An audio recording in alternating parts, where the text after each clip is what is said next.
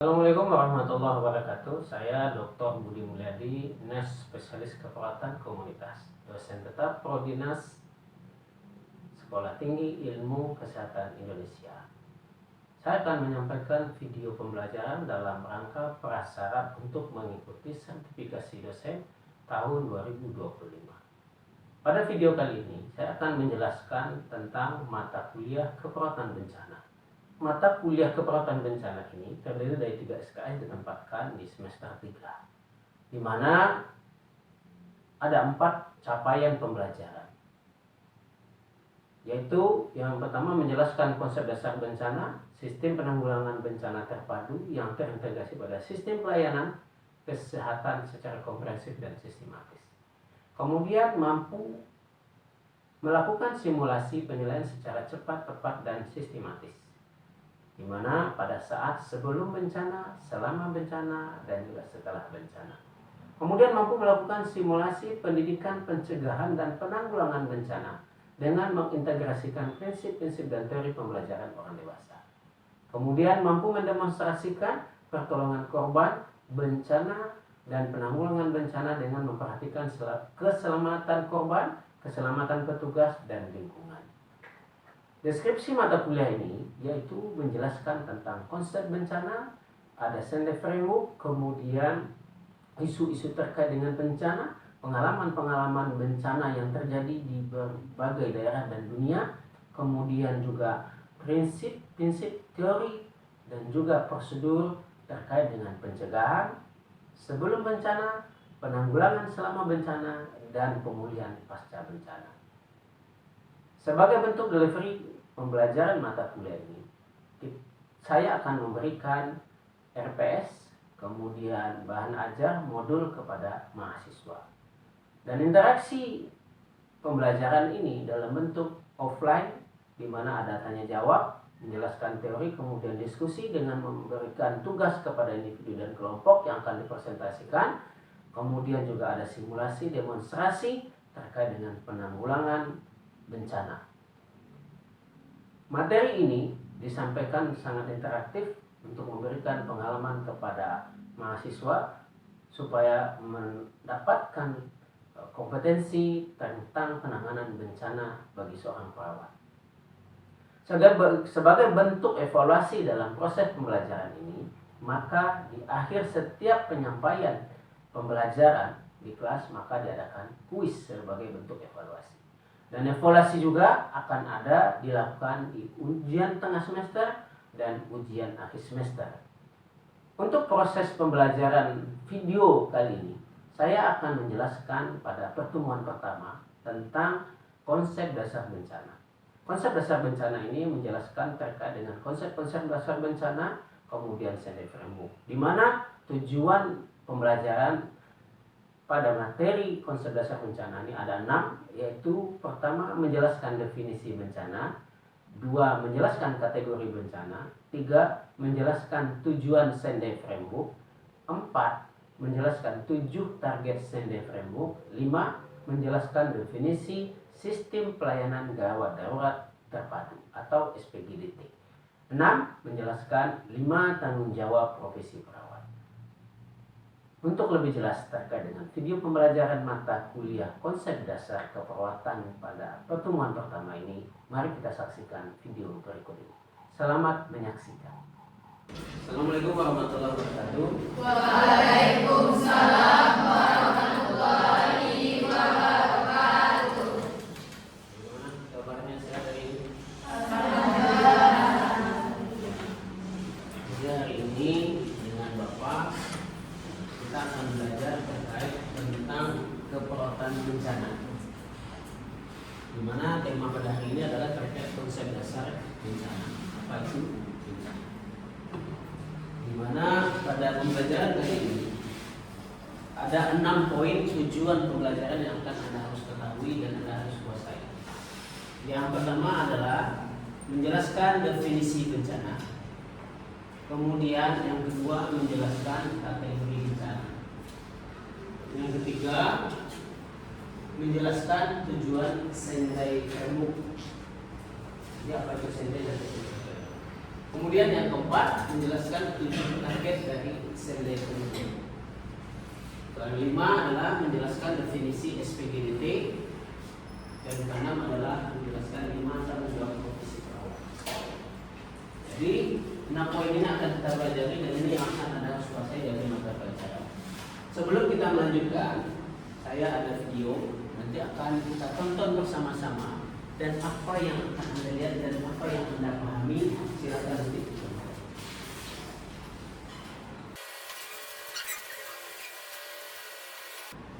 Selesai. Kira-kira apa ada ini? Bapak tanya sebelah sini. Sama-sama. Dan siapa yang tonton tadi? Apa yang dilihat? Kendaraan warnanya. Mobilnya apa warnanya? Mobil apa kira-kira tadi? Ambulan. Ditulis selain mobil ambulan apa? Mobil sekolah. Ya, kenapa ada mobil sekolah? Berapa buah mobil sekolahnya? 3. Kalau ada 3. Kira-kira kenapa dia berbeda-beda dari siswa pada ambulan?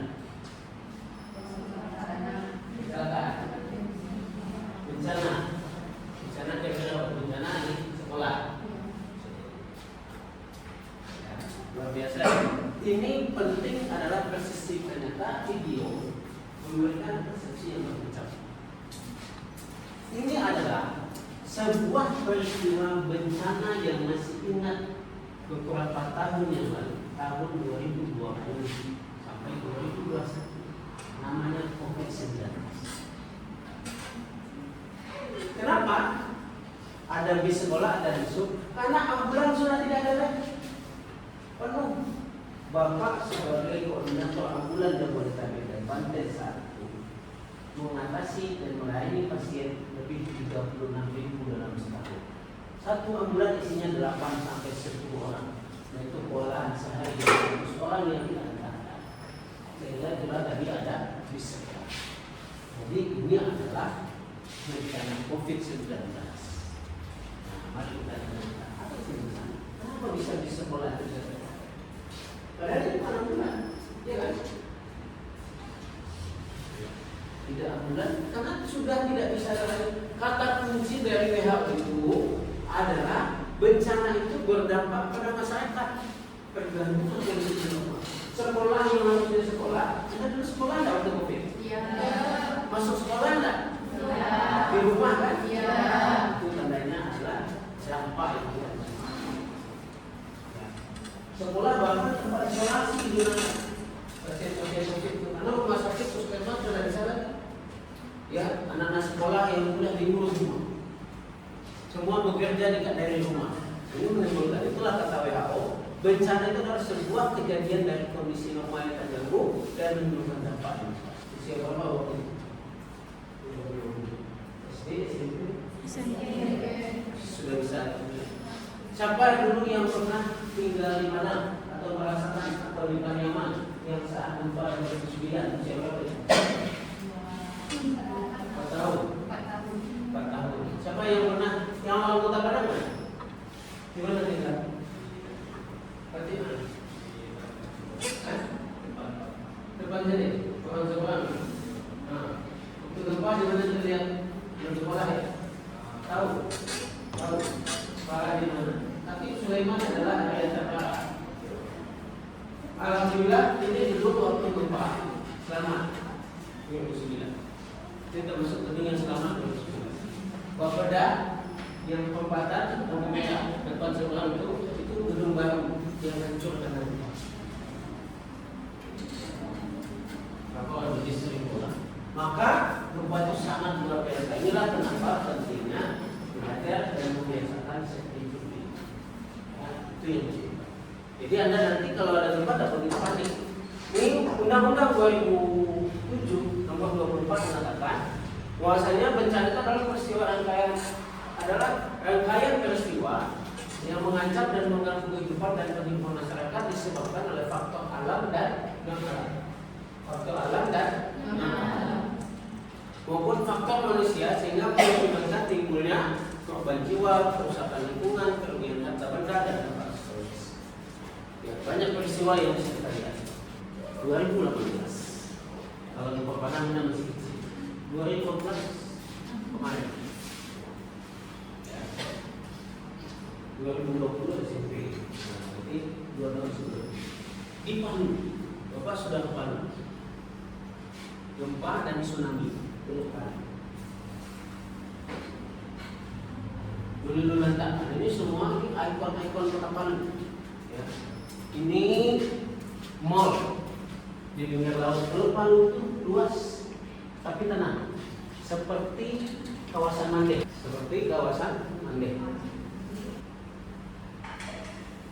Ini adalah ikon jembatannya, ikon kota Palu. Dan ini adalah Universitas Palu. Dan ini cepat sekali banyak korban jiwa. Ini longsor dan banjir di Sumatera Barat yang kemarin di pesisir selatan. Tahun 2024 yang memutuskan jalan yang meninggal berapa orang. Di Kecamatan Sutra ada 9 atau 10 orang yang tidak ditemukan. Masjid juga habis. Ya, di Terusan mobil banyak yang hanyut bersama dengan penumpangnya dan meninggal. Ini baru kemarin. Jadi kata orang Kilimanjaro itu hujan harusnya 3 bulan, dicurahkan 3 hari. Inilah makanya kategori bencana alam ada 2. Ya, ada alam dan non alam. Bencana itu ada 2, alam dan non alam. Apa itu alam? Contohnya. Apa lagi? Banjir. Apa lagi? Siapa yang sudah merasakan semua? Yang orang bukan Sumatera Barat. Mana orang di luar Sumatera Barat ada? Mana ada? Dari mana? Dari mana? Apa? Apa sama dengan mana? Yang bisa gambarnya di mana? Sungai Kampar ini dan Sungai Kampar. Banjir di sana. Jadi Sungai Kampar itu aliran dari Waduk Kota Panjang itu untuk PLTA. Jadi sungai dibendung untuk membuat PLTA. Tapi kalau itu saat hujan deras itu harus dilepas. Orang Kampar tidak mau melepaskan itu, karena kalau lepas tenggelam semua orang Kampar. Kalau tidak dilepas, maka dia akan berair bertahan dan yang tenggelam adalah orang Kampar itu 50 kota Pangkalan. Dampak dari hujan besar itu sering terjadi. Jadi sekarang sering terjadi banjir besar itu di Pangkalan namanya, kabupaten di Maluku Kota. Karena orang Kampar tidak mau membuat tenggelamnya, ditahan air itu keluar dari bendungan. Itu adalah akibat dari hujan deras dan banjir. Kemudian yang non alam, ini kategori non alam. Ya. Di mana pada non alam itu adalah akibat kesalahan manusia. Ya. Bisa terjadinya konflik, ledakan, wabah kolera. Ya. Ini kejadian-kejadian. COVID ini bukan yang pertama di dunia, tapi yang terbesar di dunia memang COVID. Tahun 2002-2004 coronavirus juga namanya SARS di Afrika Barat.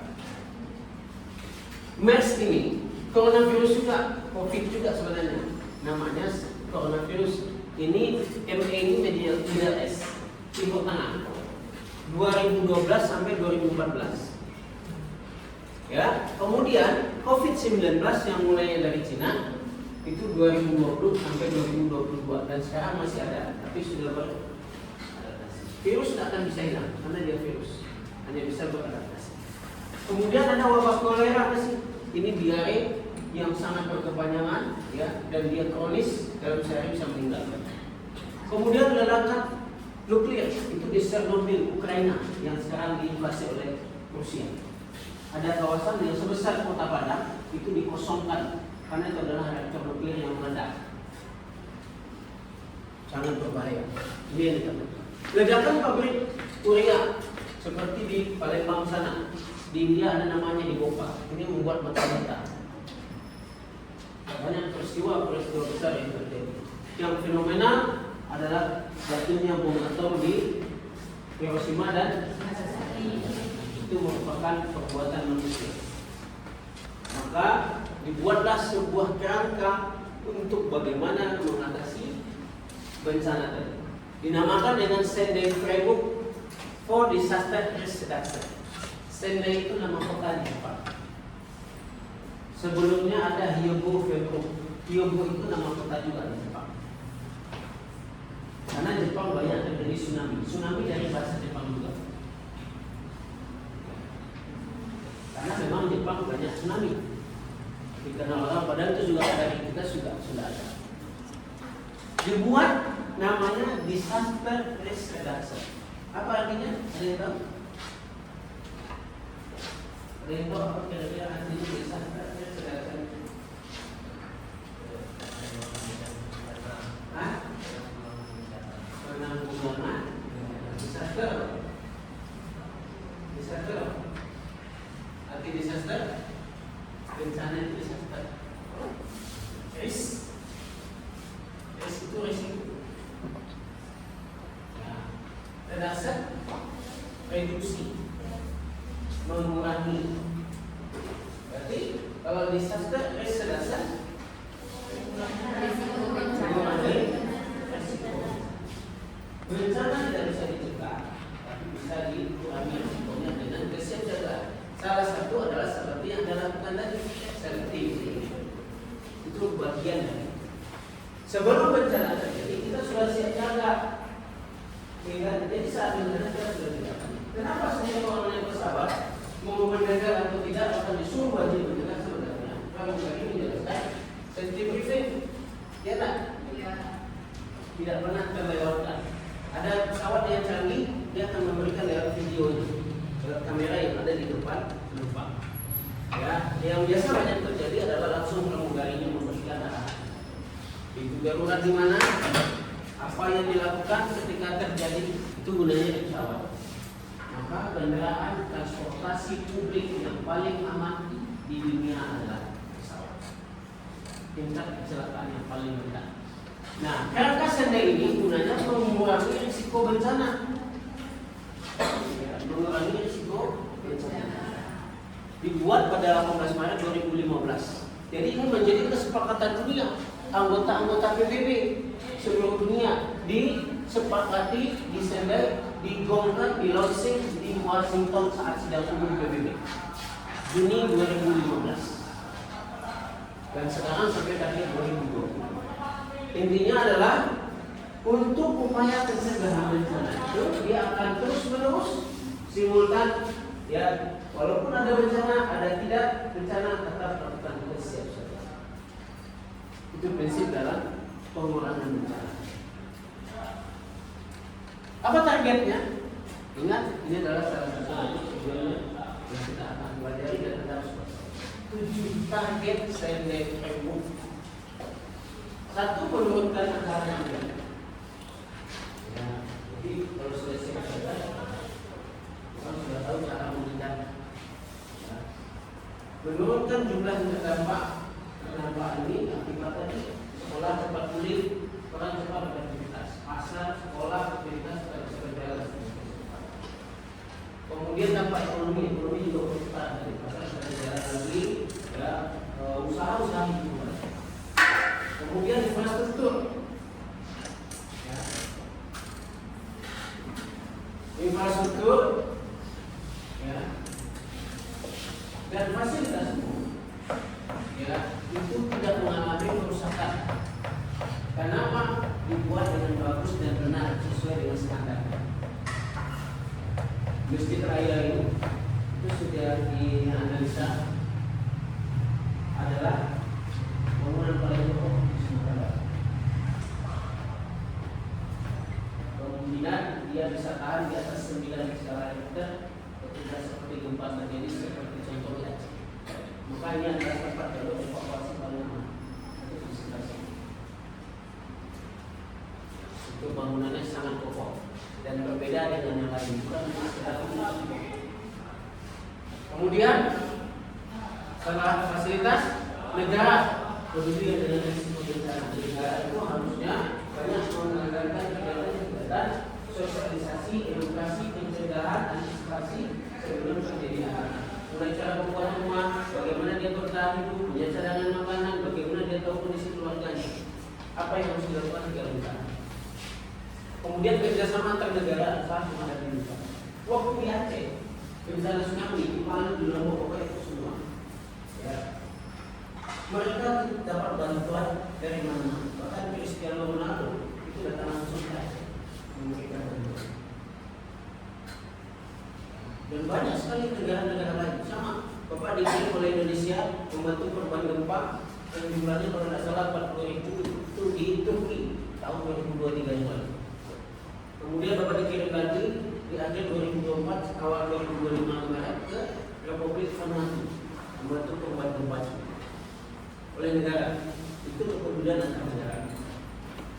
Kemudian meningkatkan ketersediaan sarana peringatan dini. Ada alat-alat peringatan dini, ada tempat berlindung. Jadi kalau Anda berjalan ya di Ulanghara sebelum atau kampus Bung Hatta itu ada shelter namanya Pak Rantai untuk tempat mengungsi ketika terjadi gempa untuk menghindari tsunami. Kemudian di Taping ada juga di belakang stasiun Taping itu ada yang dibuat oleh warga di masjid itu Pak Rantai juga. Antisipasi. Ini harus mengenal seperti itu. Dan juga sistem peringatan ini yang berbagai teknologi itu ada di pemerintah di laut. Ketika gelombang tinggi menghindari tsunami bisa tidak sedikit. Rata-rata secara teori jarak gempa dan tsunami 30 menit. Maka begitu terjadi gempa, Anda lari ke sisi raya per jam 1 jam. Tidak boleh tsunami. Nunggu sambil turun. Oke, sebelum kita lanjutkan, ya nanti pertanyaan. Ya, tidak ada pertanyaan Bapak ya. Ada yang tanya? Ya, silahkan. Bagaimana pendekatan berbasis komunitas dapat memperkuat ketahanan terhadap bencana? Nah, ini materi selanjutnya. Nah, sebelum ya, nanti sebenarnya kalau bencana sebenarnya bencana itu lebih kepada kesejahteraan masyarakat. Ya, nah ini caranya. Begitu masyarakat disiapkan, pemerintah harus punya alat kontrol, alat pengawasan, alat fasilitas. Itulah namanya SPGDT. Apa itu? Sistem pelayanan gawat darurat terpadu. Ini sistemnya modelnya call center. Ketika orang panik, ada tempat bertanya. Ya, ketika orang mau menyiapkan, ada tempat bertanya, tempat mengadu informasi, semua di sini. Itu namanya SPGDT. Ya, sistem call center yang ada di kesehatan. Ya, ada lagi di BNPB dan BPBD di kebakaran 112 ini 119 kodenya. Nah ini untuk kesehatan saja, ya klaster kesehatan. Ada call centernya itu 24 jam. Kode akses 119. Kalau Anda telepon langsung 119, Anda diangkat oleh pusat krisis kesehatan di Kementerian Kesehatan pusat sana. Dan mereka berjaga 24 jam. Ya, ada silakan mau dicoba. Nah, inilah tadi bagaimana cara yang siapa namanya? Ika tadi ya. Jadi masyarakat dimandirikan, kemudian dia bertanya ada tempat bertanya. Dan ini bahkan tidak hanya kondisi bencana, menanyakan di mana rumah sakit tempat bisa menginap, rumah sakit kosong, kamar kosong, untuk pindah menuju rumah sakit pasien, ini semua di sini. Sistemnya sudah terpadu. Tapi masyarakat mungkin. Nah, kemudian tadi dengan sistem tadi, peran kita sebagai perawat apa? Ada 5 peran tanggung jawab kita sebagai perawat. Tidak hanya kondisi bencana sebenarnya, apalagi kondisi bencana. Ini teman Bapak dan Bapak saat kita gempa di Lombok. Kita bantu korban gempa dan kita merasakan gempa dan itu membantu korban gempa. Ya. Apa yang kita lakukan? Veracity. Ya. Kemudian confidentiality. Apa itu veracity? Tulus ikhlas. Jangan tanya apa-apa. Kalau prediksi orang nanti ini membangun kesulusan. Ada kita harus biasa membantu orang lain. Kemudian confidentiality, menjaga rahasia. Jangan cerita kondisi pasien kepada orang yang tidak berhak. Ceritakan hanya dalam diri kita. Apapun kondisinya. Anda nanti akan ketemu pasien dengan kondisi apapun, dengan perilaku apapun, kita harus siap menerima. Mau dia orang homoseksual, mau dia orang berzina, PSK, mau dia HIV, mau dia apapun, tapi kita sebagai perawat jaga rahasia kondisi. Coba dan tidak boleh. Tugas kita hanya melayani. Sehingga dia terlayani tidak boleh kita urus yang itu tidak boleh. Kita yang namanya confident. Advokasi melindungi keamanan dan bagaimana dia dapat perawatan yang baik, yang tepat, itu adalah tugas kita. Jadi penting dari tentang komunikasi bagi kita. Ya, ya, itu dilatih berbicara banyak. Makanya kenapa dibuat banyak diskusi pembelajaran tidak hanya dijawab supaya bisa. Kemudian caring, perhatian. Jangan tunggu orang meminta. Pemahaman kita adalah tanyakan apa yang dia butuhkan. Perhatikan perubahan verbal, komunikasi non verbal, wajah, mimik, apa yang dia butuhkan. Itu namanya caring. Dia wajahnya murung, panik, apa yang bagaimana seorang ibu begitu tahu kebutuhan anaknya ketika anaknya rewel. Kalau si bayi rewel begini, lapar, ya kemudian kebelet pipis atau ya, nanti si ibu tahu ini jamnya, ini jam bisa. Itu namanya kayak peduli si ibu peduli dengan kondisi anak kita. Kalau anaknya bercerita, apakah bayi bisa bercerita? Apakah bayi bisa meminta? Tapi begitu kebutuhan yang terpenuhi, apakah dia pernah bersedih? Ya, kemudian yang kelima adalah accountability, mempertanggungjawabkan semua apa yang kita. Sampai di sini, Pak. Demikian tadi video pembelajaran mata kuliah keperawatan bencana untuk sesi pertemuan pertama tentang konsep dasar bencana. Semoga berkenan dan bermanfaat untuk kita semua. Siaga selalu bencana, ayo siaga bencana. Assalamualaikum warahmatullahi wabarakatuh.